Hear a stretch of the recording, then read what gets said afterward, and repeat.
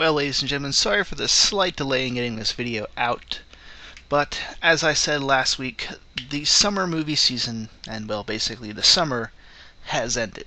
This week where I'm at, we're looking at temperatures pretty much all in the 70s, and from there on, dropping down. So, that pretty much marks the end of summer for everything. The tourists are gone from around here, and we're now moving into that fall movie season. We're kind of hitting that first couple weeks, which is really the back-to-school movie, which I'll talk to in the Riddick review, which should also be put out today. But it's time to look back at this summer movie season and what it really amassed or came to. And really, if I were to sum up one word, this movie, well, not one word, but if I were to come with like a short phrase for what this movie season is, it's kind of, this is possibly the end of the guaranteed big blockbuster. It's been the year of disappointed.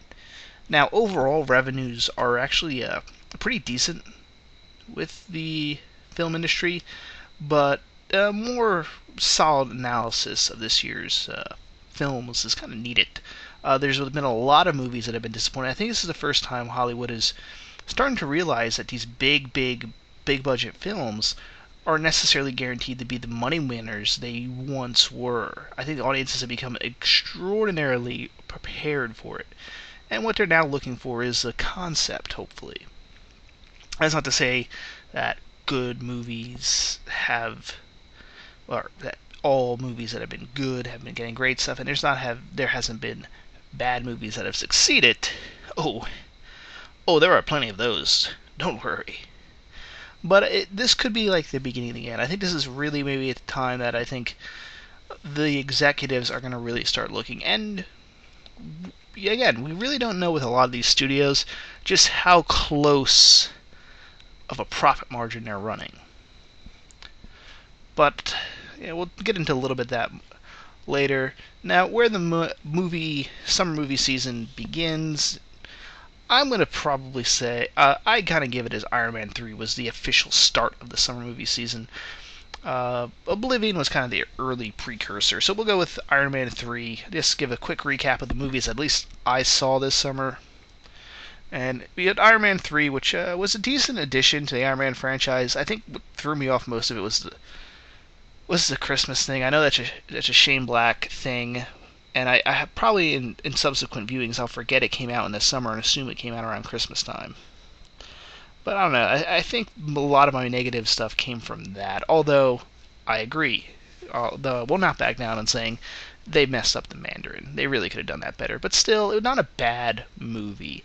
But it is the weakest, I think, of all the Avengers movies. That includes, of course, both the Iron Man movies, Avengers, and even the Hulk and Thor there. So it's the weakest of them all. Now, moving on to the next one, Great Gatsby. I found it alright. I forget in the box office if this is another one they kind of lost a little money. I think this one they made money, but not that much. And really, I think this movie was made for too much money, really, looking back at it. The 70s version did it quite well, and they did it with really nothing of the bigger jazz that this one has going for it.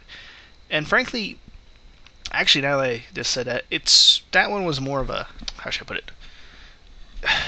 It's weird how that one came out. I think the problem is they didn't go enough overboard. They should have gone even more overboard than they had. Maybe even gone like almost a musical route. I don't know. But weird soundtrack at times. Star Trek Into Darkness. The Star Trek fanboys didn't like it.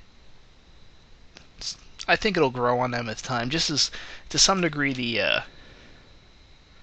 the first of the new Star Trek movies has kind of grown on some people.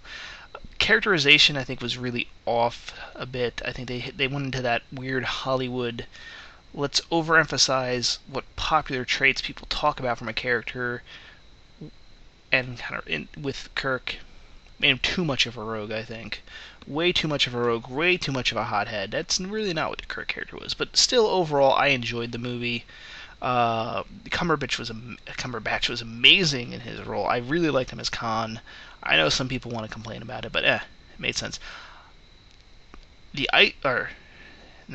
Iceman, really really good one. I enjoyed it. I guarantee you, a lot of you did not go to see it. It was a relatively small film to get a major release, but if you get a chance to see The Iceman, really good. It's a really good mob movie, really good period piece movie, late 70s, 80s, and it is a really intimidating main character. I guess I really can't call him a protagonist since he's a paid hitman, but also based on a true story. And of course you have Chris Evans, hitman operating out of a frickin' ice cream truck. Gotta love it. After Earth. Oh, After Earth. We'll get into what was the worst movie of the summer in a bit, but man, really kind of. I think this is, if Will Smith trying to make his son the next big thing, this is really, I think, put a big dent in studios wanting to take Jaden Smith on as a and rightfully so. Will Smith pushed his son on us way too fast. The kid didn't earn it, and everything involved in this movie was just the writing, the performance. It's especially the plots. The plot makes no sense. Watch my review if you want to know what parts of the plot make no sense. World War Z, again, I said my biggest gripe with World War Z is that I read the book. If you read the book, it's not World War Z. It's not the movie.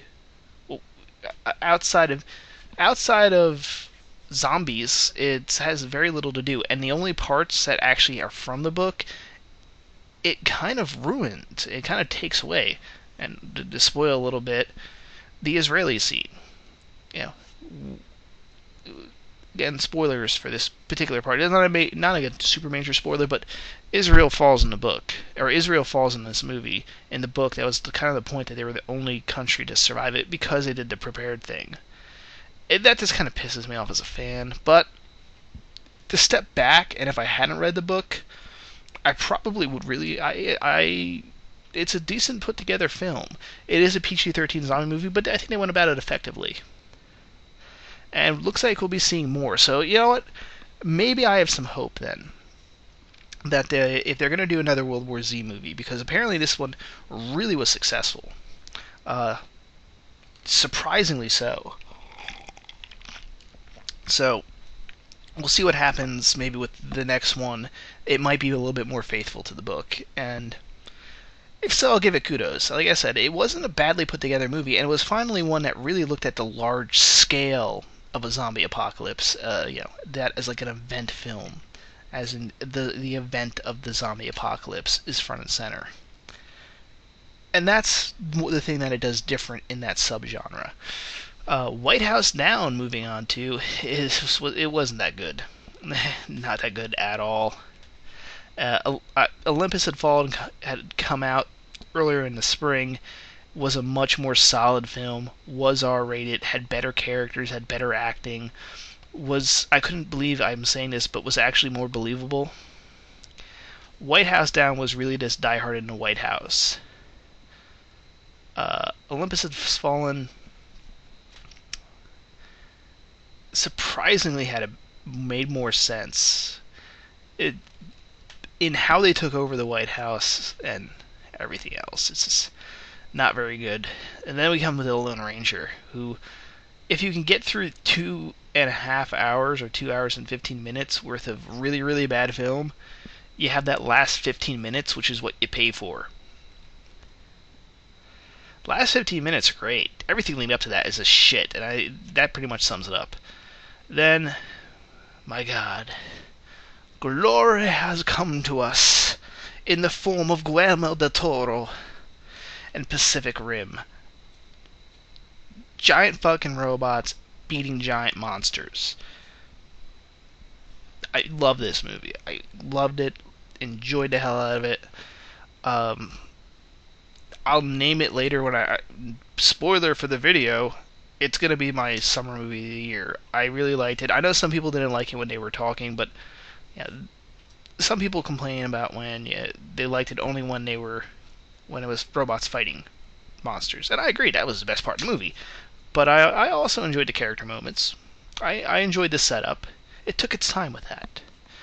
Um, if you kind of notice, I had that like couple of weeks there of just really really bad movies, and then Pacific Rim comes. Oh, thank God! And then comes The Conjuring, which best horror movie of the year by far.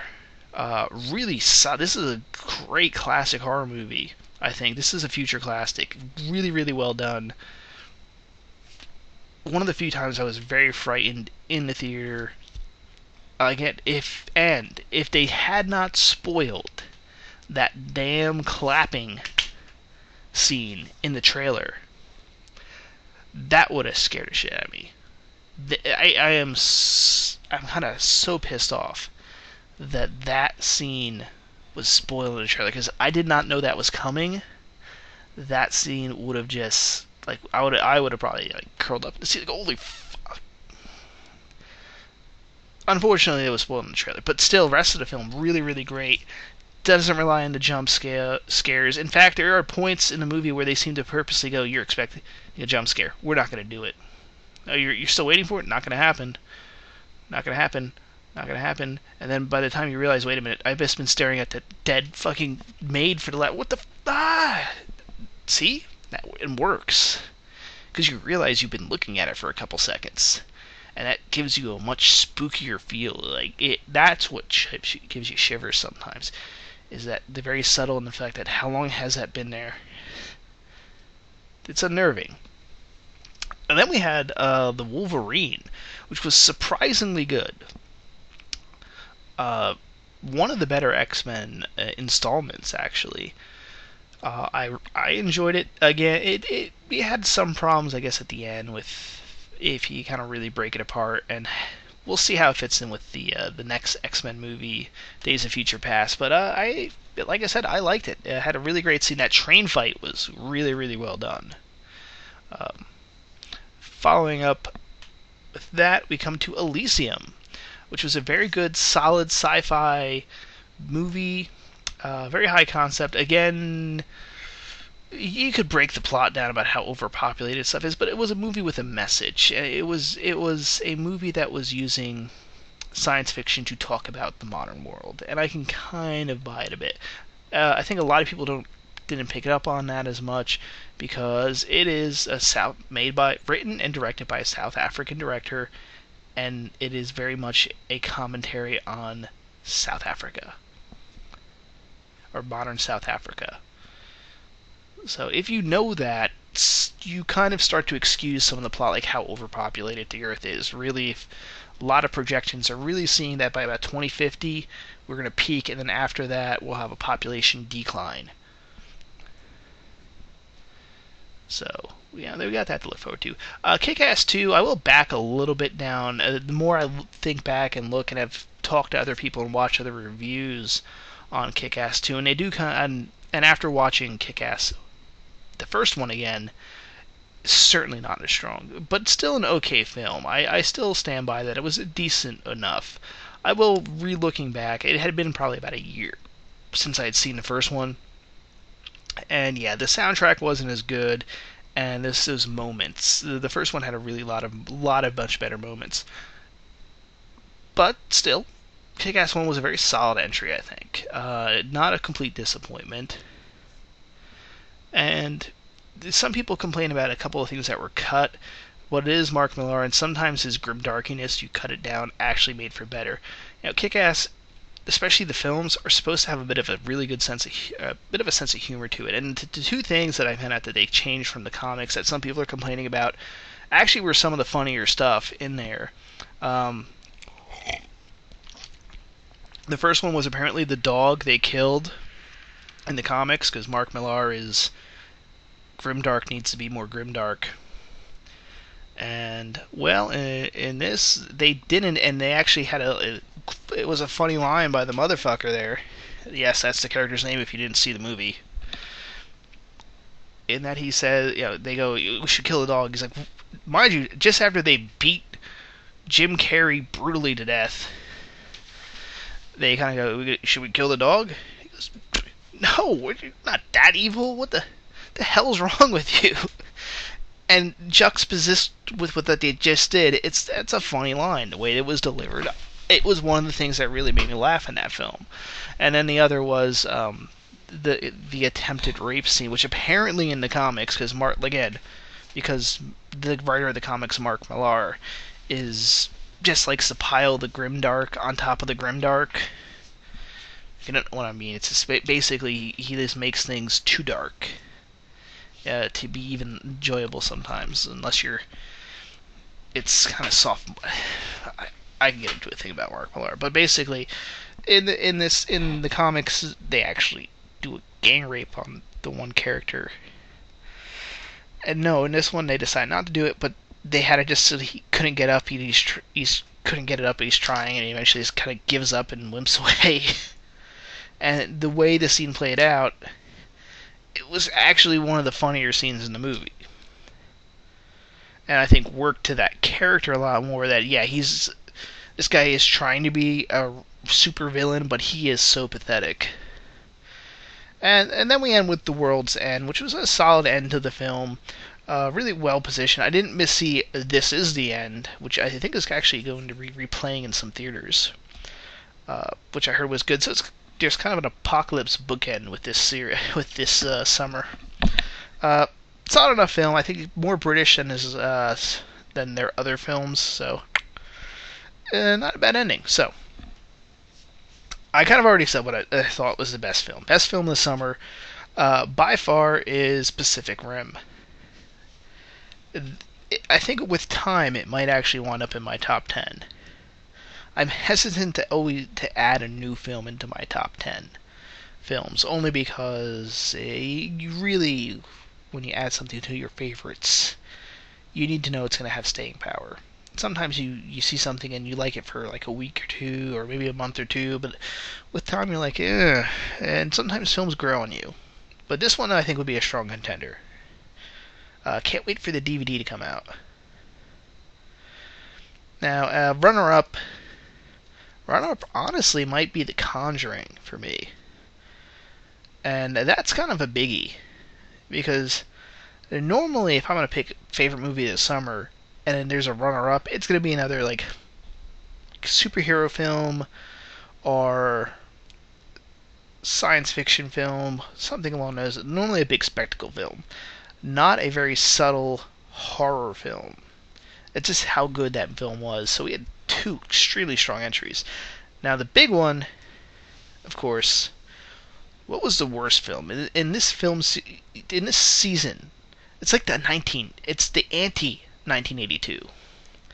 We just have a lot of just really, really bad films coming out. This is a really tough one. White House Down was bad, yes, but it wasn't that bad. So it really comes down to between The Lone Ranger and After Earth. And it's a really, really tough one. And I'm kind of actually leaning to The Lone Ranger, just because of how long it dragged. But at the same time, After Earth was just a complete mess and just boring. But at the same time, it's so boring and forgetful, you can kind of just like set yourself off onto like zombie mode and just kind of cruise through and barely get through it. But at the same time, The Lone Ranger did pick itself back up in the last 15 minutes. So I'm actually calling this one a draw. And I am one of those guys that absolutely hates when people like, I can't make up my mind and we're going to play it safe and make everybody happy by making them equal. No, I'm the guy like, no. You pick one that's better, even if it's an inch better. It's like one of those winning by a hair. I'm the guy that would literally have the photo finish and like get the microscopic whose hair went over the finish line first type guy. But in this case, I really can't pick between these two, which is the worst. Again, maybe with some time, maybe by the end of the year, either something even worse will come out,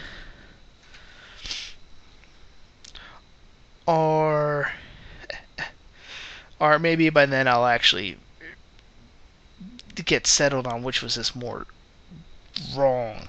But for right now, summer 2013, worst movie of the summer is a tie between The Lone Ranger and After Earth. Alright. And that's it for the summer. Riddick review will be up as well. I just got back from that, recorded this because figured I should probably do what I promised to do first. So stay tuned for that. We're in the fall movie season. I'll talk a little bit more about the fall season in that review. But yeah, that is summer 2013. Really interesting mix. That's to say the least. Very, very interesting mix of movies there. Going into it, I thought this was going to be one of the classic years, and who knows? With time, it's really told, because with time, it's those smaller films that weren't very big right now, but over time they get more popular and more popular. So who knows? I'm looking at you, Pacific Rim. But at the same time, I can't see After Earth. After Earth maybe as a so bad it's good classic. Lone Ranger is... ugh. Anyway, that's it for me. If you enjoyed the video, please subscribe, like, share, all that other stuff. Signing off, guys. Hope you had a fun summer.